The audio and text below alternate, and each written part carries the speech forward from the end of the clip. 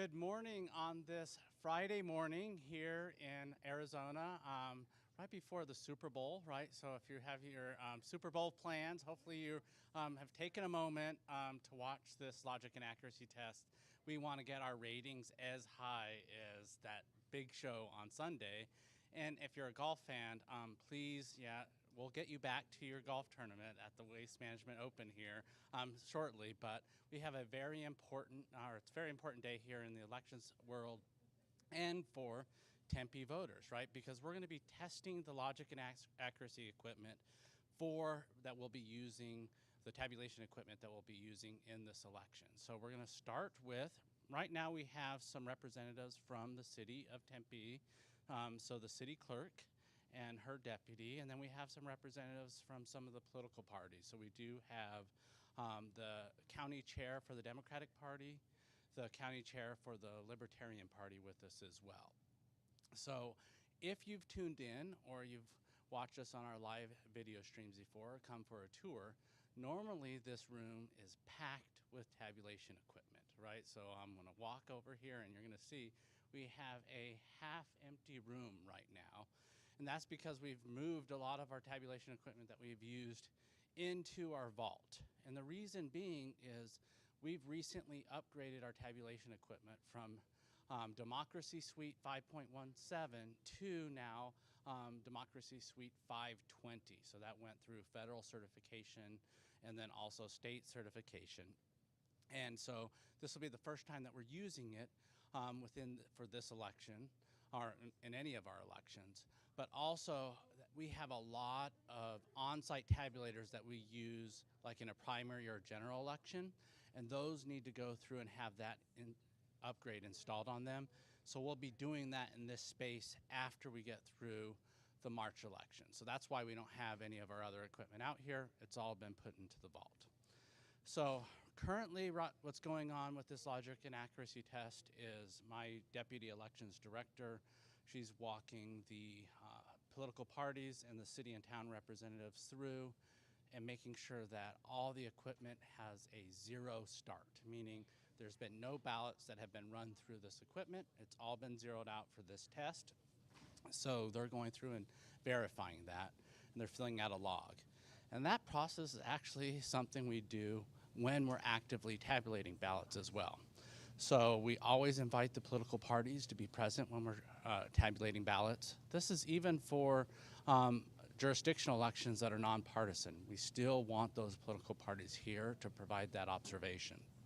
So when we are tabulating ballots, we always have them verify the numbers at the beginning of the day. If we were to ever break, they'd verify the numbers at a break, and then they would also then verify the numbers at the end of the day. And that's one of the ways that we verify that we're not tabulating ballots, right, when the public's not aware, right? We are very transparent and want to make sure that everyone is aware when we tabulate those ballots.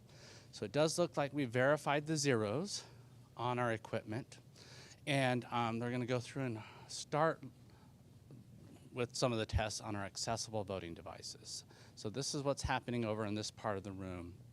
So an accessible voting device is a touchscreen device.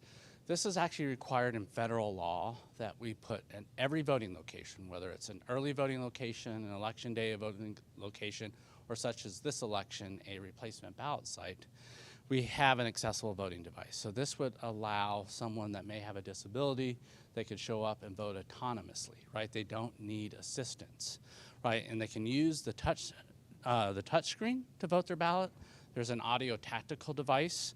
It really looks like sort of a video game controller, that device that they can progress through the ballot and mark the ballot that way. Or if a voter has, like maybe they don't have the function of their arms, they may have then a sip puff device that they can bring in. It's one that they own, and then they can plug that into the accessible device and then progress through and vote the ballot that way. So we are testing that as part of this election. So a few things about the March jurisdictional election. It is for, as I mentioned, the city of Tempe. They have 3 council member seats that are open and up for election. So our ballot, there's 7 total candidates, named candidates on the ballot, no write-ins, submitted paperwork. And three of those candidates are actually rerunning for their election. But so 7 total candidates. It will be a vote for 3, right, to fill those 3 open seats. And then there is a potential that if the top 3 vote getters all don't get in excess of 50% of the vote, then it would go to a runoff, and that runoff would then be in May, at the May jurisdictional election. So on Monday, so that's going to be February 9th, that is the voter registration deadline for this election. So if you are a City of Tempe resident, right, and you're eligible to vote, like you're over 18 years of age, you're a U.S. citizen, you still have time, and you're not registered to vote, you still have time to register to vote. You can go to Service Arizona. You can also go to beballotready.vote, and then that will send you to a link to go to Service Arizona, or you could go to maricopa.vote. That's our website here at the Elections Department, and that will also provide you a link for you to be able to register to vote. And as long as you do that by the end of the day on Monday, then you would be able to participate in this election.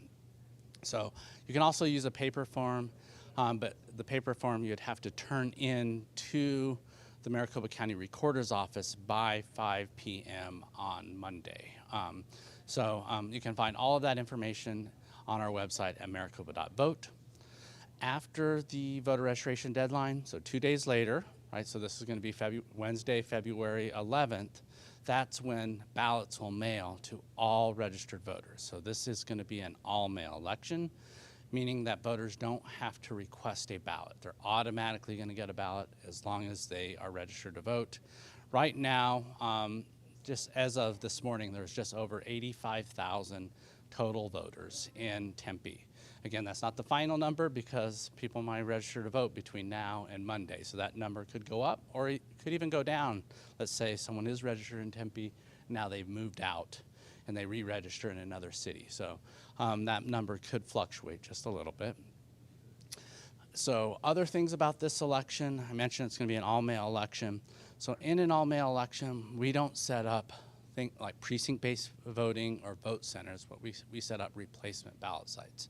So those replacement ballot sites are if, let's say a voter doesn't receive their ballot for whatever reason, right? They can go to the replacement ballot site and they can get a new ballot issued to them. Or they lost their ballot, or they damaged their ballot when they were filling it out.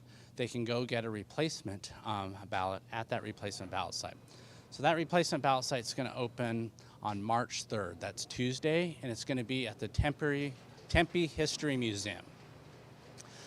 In addition to the replacement ballot site, we will be offering voters some drop boxes that they can use to return their ballots directly to us if they don't want to go to the post office and return it through the post office, which is also a very reliable and secure way to return their ballot. But if they want to return it directly to us, they can turn it into that replacement ballot site, but again, that doesn't open until March 3rd. Or they can, starting on next Wednesday, February 11th, we'll have 3 different drop boxes that are available. 2 of them will be outdoor drop boxes open 24 hours a day. One is outside our office here in downtown Phoenix. And we have another one that's in Mesa. And then the City Hall for Tempe will also have a drop box. And all of that information, the hours of operation, the addresses for those are on our website if you go to locations.maricopa.vote. And then you can get that. We have a nice little map that shows where they all are, and then a listing that you can download that shows those options as well.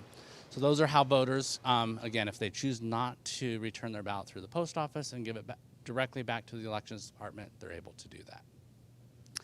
All right, so now that they completed their work on the accessible voting devices, they've come over to the central count equipment.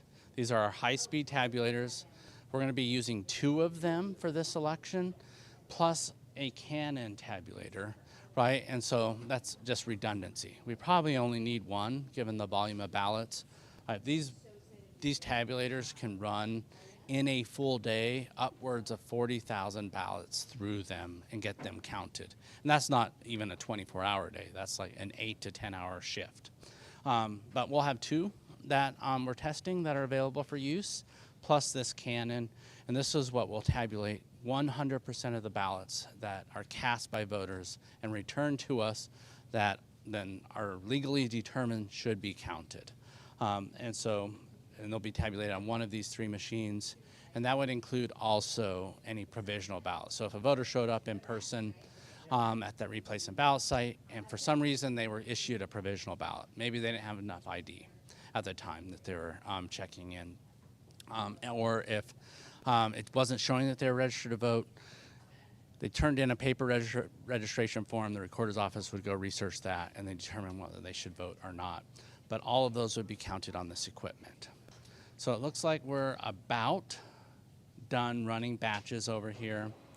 So earlier I mentioned that we had just upgraded our equipment from 5.17 to 520. So one of the things that came along with this upgrade is a really fantastic feature. I'm going to come over here and show you.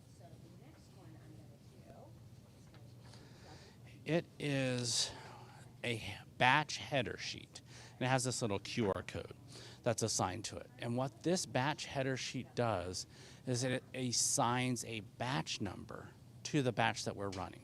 So prior to this and every other election, the machine still assigned a batch number, but it just assigned a batch number sequentially. So each machine would have a batch 1, right? Each machine would have a batch 2, right? Each machine would have a batch 3. And that machine would sequentially increase that batch number. Now with these header cards, we can then force the machine to assign a batch number. So we won't have High Pro 4 here and High Pro 1 both having a batch number 1. When they use batch number 1's leader sheet, they'll go through and they'll give it that number. And so what'll be incredibly valuable in a recount, now we'll have the exact same batch numbers that we had in our recount that we had in our original count. Now, we hope that we don't have recounts because that's a lot of extra work. But if we do have a recount, this will help make our jobs a lot easier here and actually help us speed up that recount process a little bit. So this is a huge, voters won't really notice this, but to us election officials and administrators, this is very impactful to our operations. So we're very grateful. This was a request we actually made of Liberty Vote to add this new functionality into our tabulation system, and they've done that for us. So it's going to be a great improvement. The November election, as you can see, it's got the county school district on it, which overlaps with Tempe. So if somebody is holding on to their November ballot, I think we've catched it. So what the deputy election director is currently going through, she does like a quality assurance type test for every election. So we try to, we don't only test things to see if they're going to go right. We test to see if, okay, what are the types of things that could go wrong and how will our equipment respond? Right, because sometimes voters will return in their mail ballot a ballot from a prior election, right? Well, our tabulation equipment is programmed and designed not to accept those.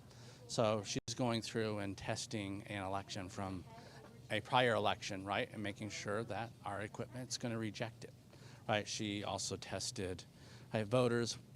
Our instructions inform them to fill out their ballot using blue or black ink, right? So, all the error checking. no, that's all right. So we inform voters to use blue or black ink when filling out their ballot. Sometimes voters use other types of ink. They might use red ink.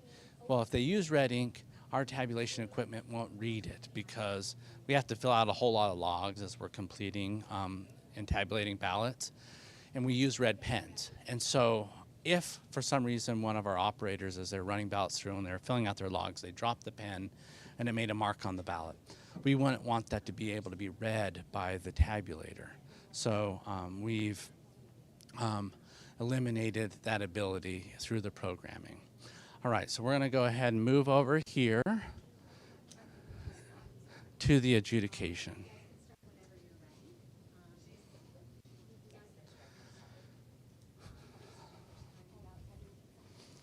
All right, so we're about to test something called electronic adjudication. So what is electronic adjudication? So earlier in this this broadcast, I mentioned that this was a vote for 3 contest. So if a voter went through and actually filled in, so that allows, there's 7 candidates on the ballot for this contest. Voters are allowed to select 3. Now, if they selected 4, that would be what's considered an overvote. And then that would have to be reviewed by a bipartisan, right? Always a Republican and Democrat adjudication board, plus an independent inspector, to make sure that that was a true overvote, right? Because sometimes voters will, right, maybe they'll mark 4, and then they realize, oh no, I was only allowed to vote for 3. And then they cross through one of the ovals and say, not this one, right? So if they were to do that, right, based on federal law and state law, we have to have a process to be able to determine a voter's intent. Well, our tabulation equipment would count all 4 ovals, right, as that overvote, because they're all filled in. They wouldn't necessarily see the cross out. So that's why we send all of those, 100% of those situations, to this electronic adjudication board to review. Another thing that sometimes happens is voters fill out their ballot using check marks, right, instead of filling in the oval. And if they don't fill in a sufficient amount of the oval, let's say it's a very light, rather than a check mark, it's like a little slash through the oval, and they haven't filled out at least 33% of that oval, then that's going to show up as our tabulation equipment as an ambiguous mark, meaning the tabulation equipment is not sure whether that oval should be counted or not. So 100% of those situations where there's an ambiguous mark, it comes to a bipartisan adjudication board to determine, is there a consistent voting pattern, right? So, oh, this voter is using check marks to vote. Yep, I can tell that they're intending to vote for these candidates, versus maybe, say, a pen rest. Because sometimes a voter might just be thinking who they want to vote for. They put their hand down, their pen accidentally marks just the tiniest little spot on the ballot, right? That isn't clear voter intent, right? And so that's what these adjudication boards will be going through and trying to determine, should they mark that as a voter intent or not. So we'll get started on here in just a second.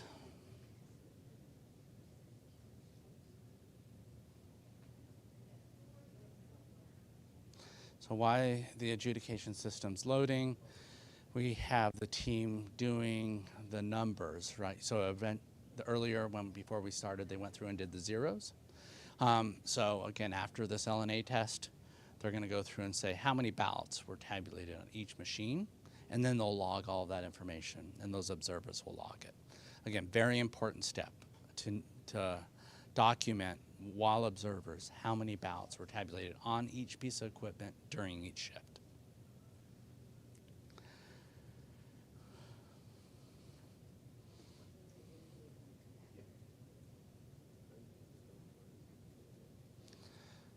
So as soon as the observers get back and the party representatives, we'll start adjudication.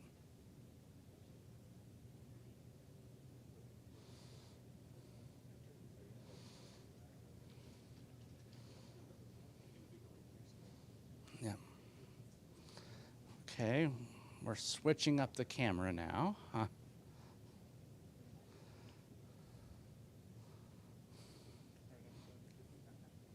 And we are making very good progress. So for you golf fans that are tuning in, you won't miss much of the tournament.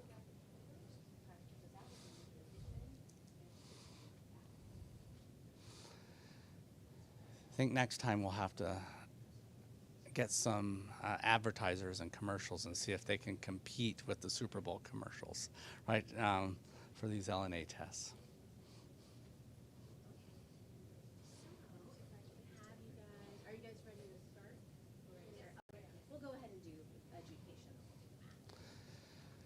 All right, so we're going to start the adjudication process. So each board will then be presented a ballot.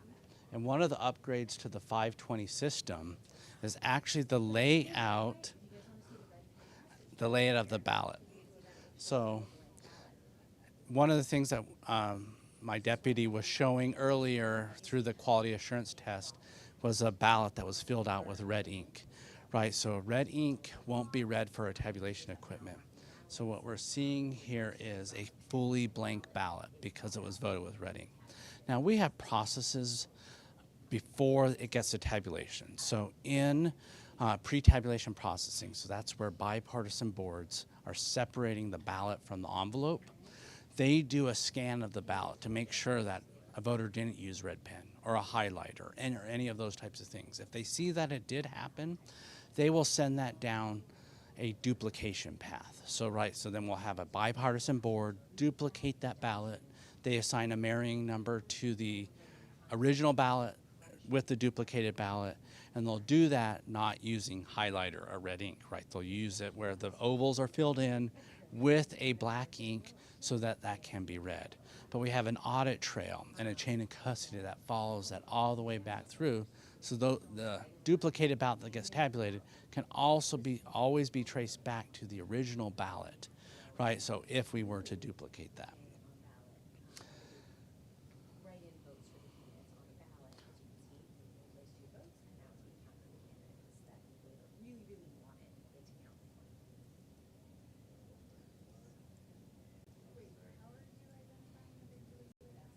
So go ahead and hide the overlay.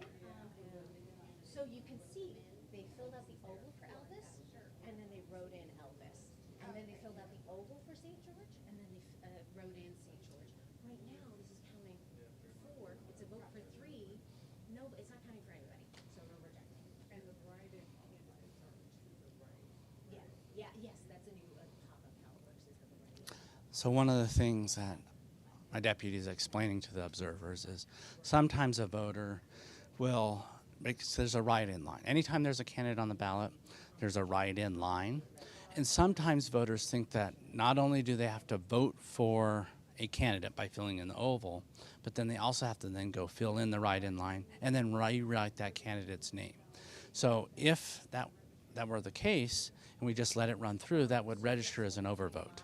However, since we can tell that voter's intent, right? They wrote X name, I voted for X candidate, and then wrote that candidate's name on the write-in, it's pretty clear who they wanted to vote for. We could award that vote to that contest.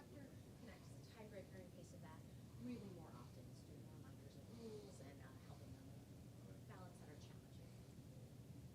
And then do you have duplication and adjudication as a combined step, or it's harder to cover?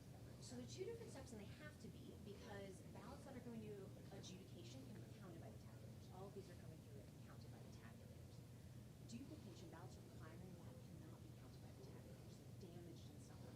So it has to be a separate step because the ballot needs to be duplicated onto a ballot that is tabulatable. Okay, so that's outside the tabulation system. So then the adjudication ones are ones that had overvotes or? Yeah, exactly. You got it. Yes. And a duplicated ballot, so the question was the difference between duplication and adjudication. Duplicated ballots can have overvotes as well on them. It's just the reason they're in duplication is because they were damaged, a red pen was voted, coffee spill, some other reason, and then the duplication board would have to then go through and duplicate that exactly as it was originally voted, with the exception is sometimes the original might be checkmark votes, right? The duplication board's not going to duplicate checkmark votes. What they're going to do is, and we have a system, it's a Novus system, that they go through and they'll touch the oval and they'll fill in the oval completely, just as what was on the original ballot. And if the voter overvoted the ballot, they would overvote it again on the duplicated ballot, so then it gets tabulated. So there might be situations like that. Yes, we do have a adjudication guide, yeah, and duplication guide, and they use the same one.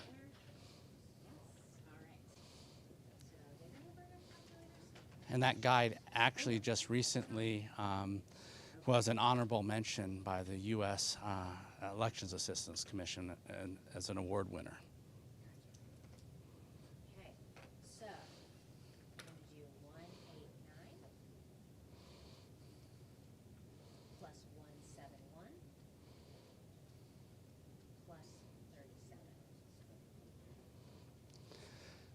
So the political parties are doing final numbers, and then they're going to make sure that the results that just went through the logic and accuracy test match the predetermined results as per statute. And then if they do, then we'll successfully pass. If they don't, we're going to have to do a little bit of research to figure out why, right? And then potentially come back and rerun some ballots. But that's very rare. But sometimes that does happen.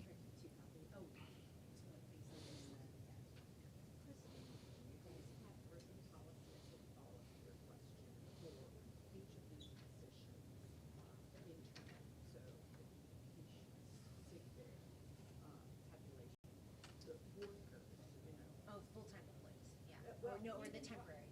Even temporary, because there would be, you're gonna hire temps, and you need to have one of each, but I'm wondering if there's like written processes and policies. To make sure we hire people of different parties or. That number one, and actual process. Yes. Oh, yes, sorry, I'm Yeah, understanding both what of you're them. saying. Yeah, both of them, yes, Yeah, yes. And policy any to hire. temporary employee goes through training prior to ever touching live ballot. Okay, but is it written like a policy? We do have them written, yes. We do have Is there a way that, from a resource attorney can get that? Sure, are you, Because we wanna hire, and help hire. Okay, we would prefer you not to do the training related to that because we'll provide the training, but we would absolutely be able to share those procedures with you.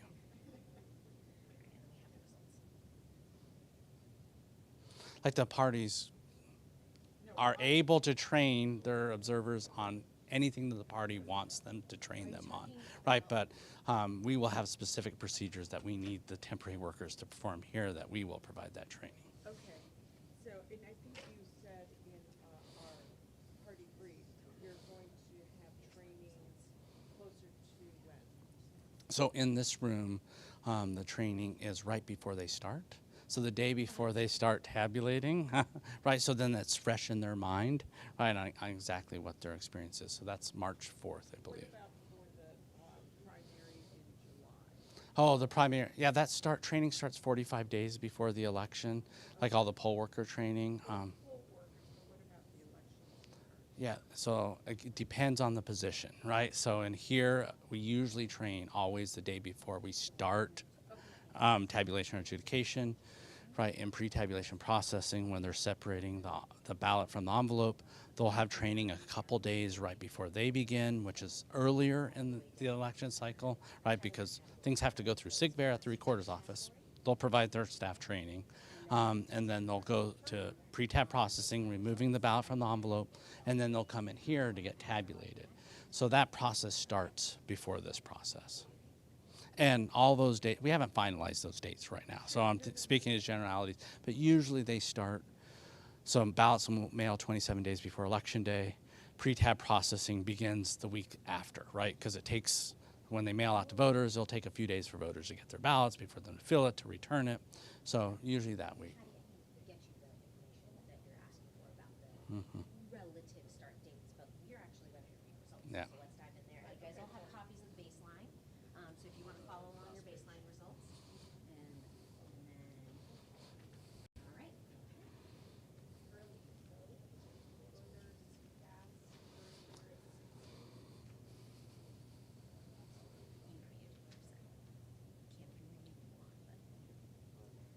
A total, 397. Claims cast,